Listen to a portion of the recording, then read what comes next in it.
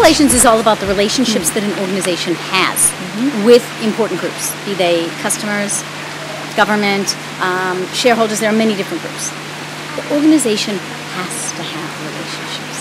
It's very, very 2.0, by which I mean that media has become so interactive, and it has lost what used to be a very formulaic approach. It used to be that you knew how you would deal with a reporter. A reporter would come along, ask some questions, go away and write, file a story. You knew deadlines, you knew when they would appear. None of that's true anymore. You can have a conversation, and within seconds it can be on the internet, and that can then spur other conversations, and you can find that one sound you make bounces around the world.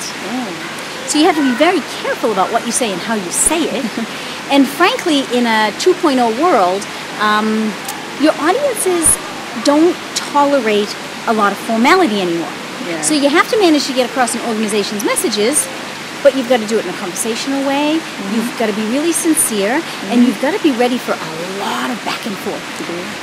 Everyone in the communications field recognizes that in a changing media environment, they have got to be the ones advising their senior executives on how to make the most of this.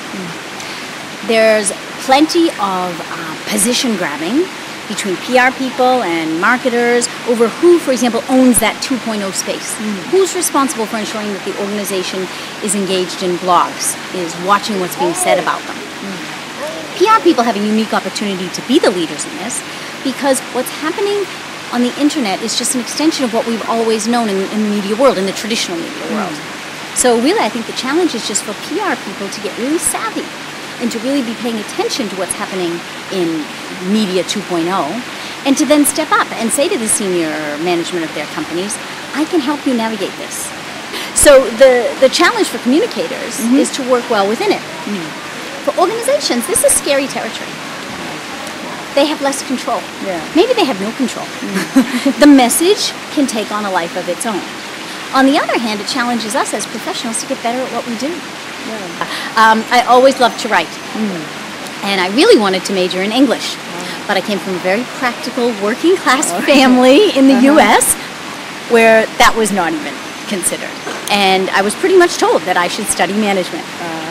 I was fortunate, though, that I was able to go to a university in the US where my degree was in management, but within the management program they allowed you to major in marketing and public relations. So I majored in those two. What that meant was I got a degree that said management, kept Dad happy. But I got studies that were in PR and marketing, and I was even allowed to take other courses from the School of Arts and Sciences that enhanced my writing ability, and that kept me happy. Well, the way I would put it is this. Think about what you really love to do. And then find a way to do what you love to do, and also have it contribute to society and give you a worthwhile income, a living. For all of us, really, if we step back and think about what we love most, we can find a way to play to that. I've done this even subsequently in my career. I've always worked in public relations and branding, but along the way, sometimes I've stepped back and asked, okay, so now I'm doing this job and it has many elements, but which bits do I really love?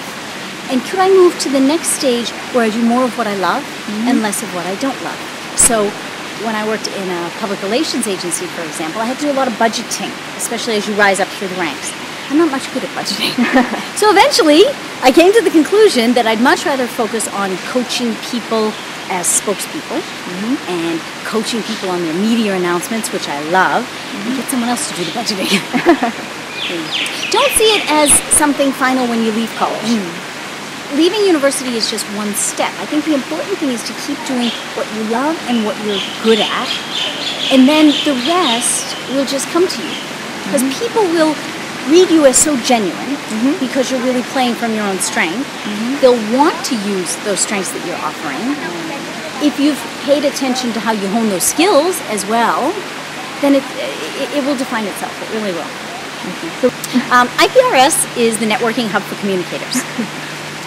What that means is that everyone in a professional capacity in Singapore has this group that they can turn to as their own peer group. And for PR people, this is really very valuable because sometimes your role can be a lonely one.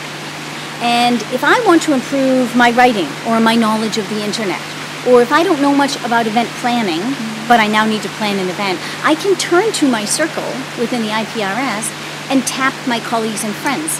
There's a natural style of sharing in a group like this, and I am so glad I joined the IPRS the minute I came to Singapore.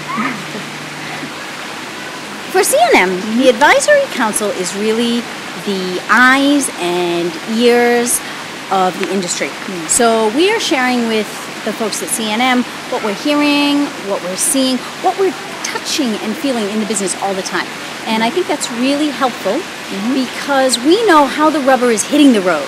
You've got a lot of theory on communications. You have even some real leading writers and researchers that we can learn from. But on the other hand, we can tell you how it is being applied, what is working, what's connecting. It's quite a nice fit, I think.